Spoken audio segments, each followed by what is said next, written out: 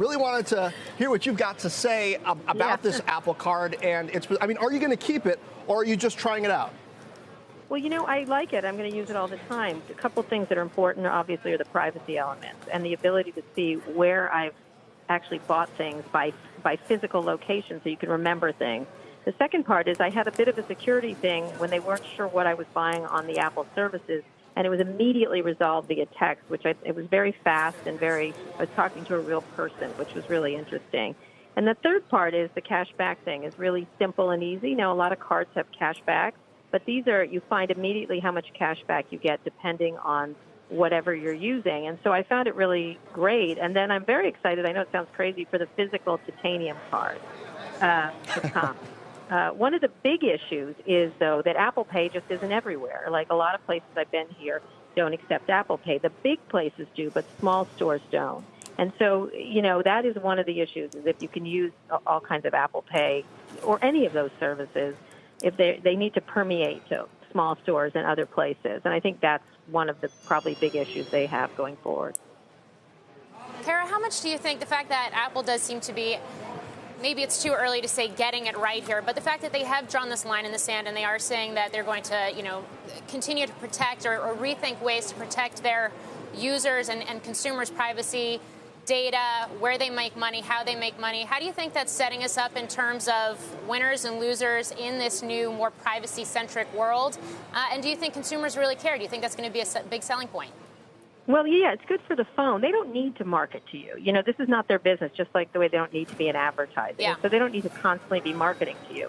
And so that's a plus. And it also helps the phone, right? So anything that helps the phone is what they're going to be doing in software and services.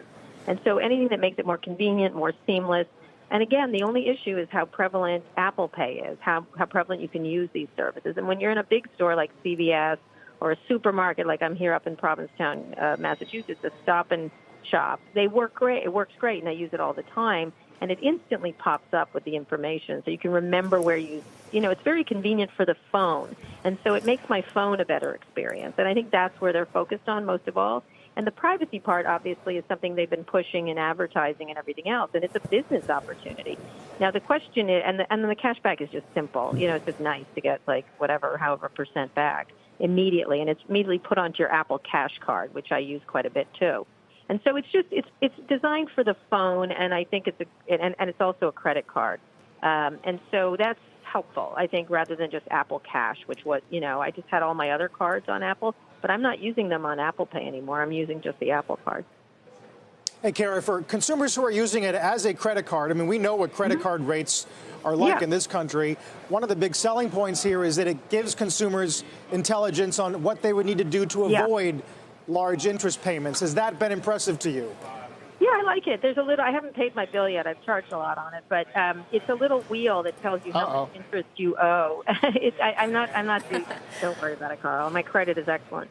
It's a little wheel that you play with that shows how much interest you pay. It gives you a whole lot more information than most credit cards. Again, it's designed for the phone, and so you're used to the wheel movement on an Apple device. Have you ever had an iPod or anything like that?